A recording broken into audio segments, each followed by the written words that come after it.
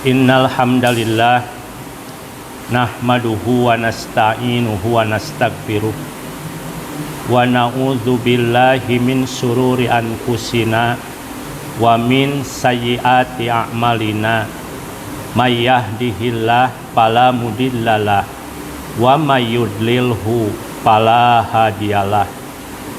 Asyhadu an la ilaha illallah wahdahu la syarikalah wa asyhadu anna Muhammadan abduhu wa rasuluh, amma ba'du. Sahabat kurma yang dirahmati Allah, alhamdulillah pada kesempatan kajian kali ini kita akan membahas salah satu tema yang ada di Al-Quran, yaitu Nabi Soleh dan ujian dari kaumnya, yaitu kaum Samud. Sebagaimana kita ketahui, salah satu nabi dan rasul yang diutus oleh Allah Subhanahu wa taala kepada kaumnya adalah Nabi Soleh alaihi salam. Dia diutus kepada salah satu kaum, yaitu kaum Samud. Kaum Samud merupakan keturunan dari kaum Ad dahulu. Jadi Nabi Soleh itu sendiri menurut beberapa ahli sejarah hidup sekitar abad ke-2 sebelum Masehi, yaitu di 2150 sampai 2080 sebelum Masehi. Beliau diangkat jadi nabi dan rasul menurut catatan sejarah kurang lebih di tahun 2100 sebelum Masehi, di usia ke-50 tahun. Jadi selama masa dakwahnya beliau bisa dikatakan sangat cukup panjang, sekitar 30 tahun. Sahabat kurma yang dirahmati oleh Allah Subhanahu wa taala, sebagaimana dinyatakan di dalam Al-Qur'an, di antaranya surat Al-A'raf ayat 78 dan seterusnya, disebutkan bahwa Nabi Soleh diutus kepada kaum Samud. Wa ilas Samud ahuhum solihah. Untuk kaum Samud Allah mengutus seorang nabi yang namanya Nabi Soleh.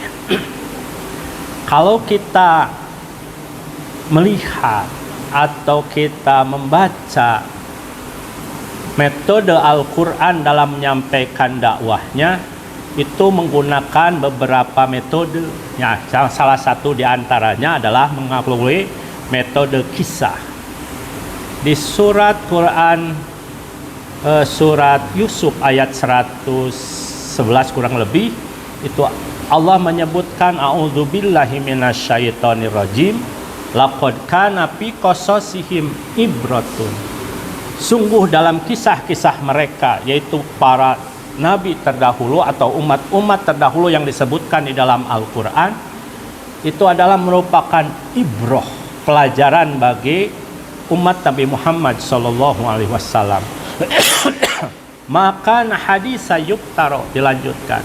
Kisah itu bukan hadis, cerita yang yuktaro, dibuat-buat, bukan fiksi, bukan dongeng belaka, tapi memang itu adalah tasdik, merupakan peristiwa yang benar-benar terjadi.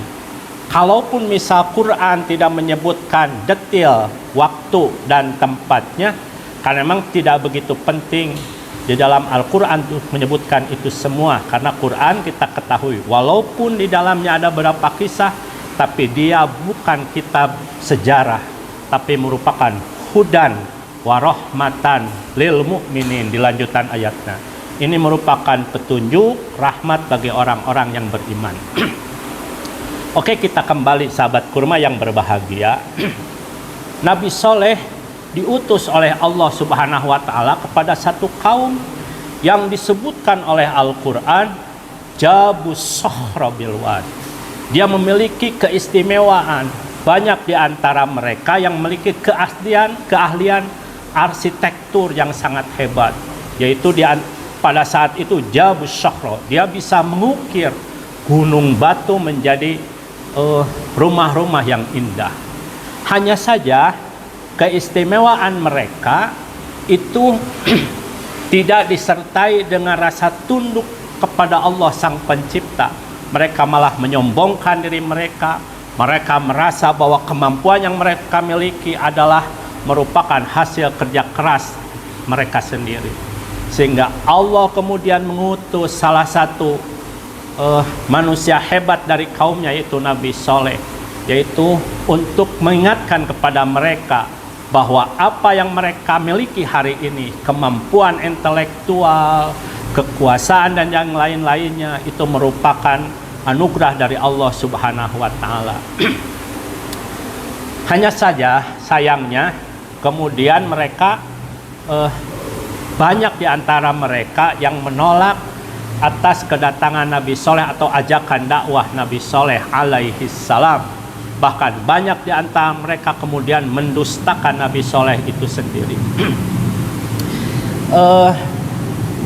Di antara ujian yang datang kepada mereka di dalam Al-Quran itu disebutkan bahwa Allah kemudian menguji mereka dengan mengirimkan seekor unta. Menurut riwayat, kita tidak tahu persis apakah benar atau tidak, disebutkan bahwa unta itu kemudian keluar dari belah batu, kemudian dia menjadi ujian bagi kaum Samud itu sendiri.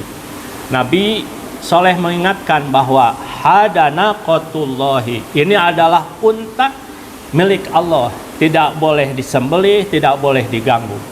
Tapi kita ketahui di Quran, fa'aqaruha padamdama alaihim rabbuhum bidambihim fasawwaha. Hanya saja mereka kemudian karena mendustakan kepada Allah Subhanahu wa Ta'ala, mereka mendustakan akan kerasulan Nabi Soleh itu sendiri, kemudian fa'aqaruha, mereka malah menyembelihnya.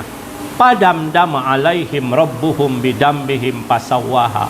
Dengan sebab itu Allah kemudian membinasakan mereka dikarenakan dosa-dosa yang telah mereka kerjakan.